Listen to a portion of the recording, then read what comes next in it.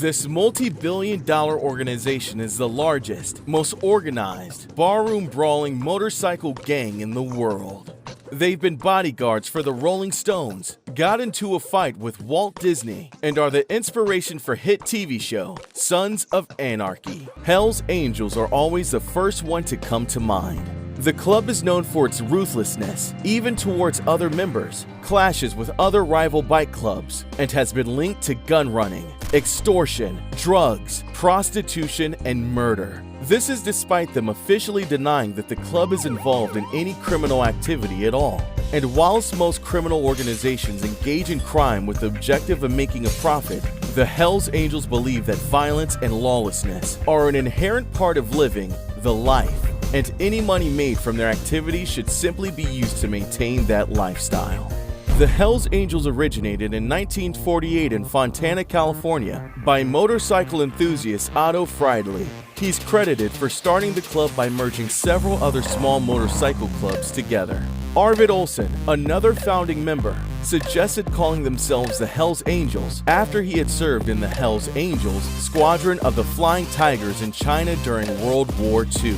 Over 70 years later, the Hells Angels are the biggest motorcycle club in the world, with approximately 3,500 members and hundreds of charters across the globe, including New Zealand, England, Liechtenstein, and the Canary Islands.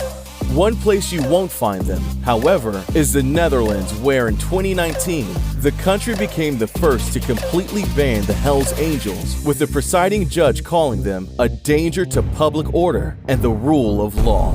In 1969, the Angels were hired by the British rock band, the Rolling Stones, to act as security at the Altamont Free concert in California. More than 300,000 fans turned up, far more than organizers were prepared for, and it soon turned into chaos. By the time the Stones took to the stage for the concert's finale, the Angels had already been accused of violence against the crowd.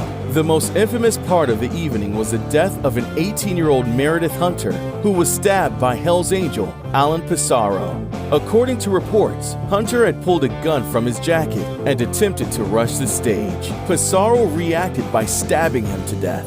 Pissarro was put on trial for murder, but was acquitted on self-defense. In the aftermath of the concert, Rolling Stones lead singer, Mick Jagger, publicly vowed not to associate with the Hells Angels ever again. This statement allegedly ended up with members plotting to have him killed at his holiday home in Long Island, New York. Hells Angels members got as far as selling there, but when a storm capsized the boat, they abandoned their plan.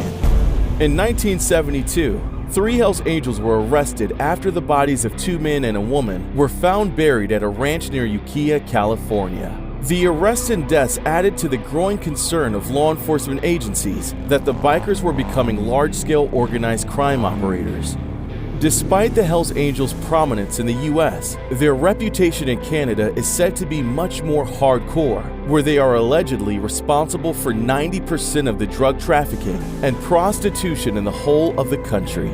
Between the years 1994 and 2002, the Quebec charter of the Angels were involved in an extremely violent turf war against a rival motorcycle club, the Rock Machine. In all, the police believe that more than 150 deaths can be linked to the biker war, including innocent bystanders, one of which was an 11-year-old child. During that time, Canadian police made around 120 arrests of members and associates of the Angels, which led to years of trials and prison sentences, including a life sentence for the gang's then leader, Maurice "Mom" Boucher.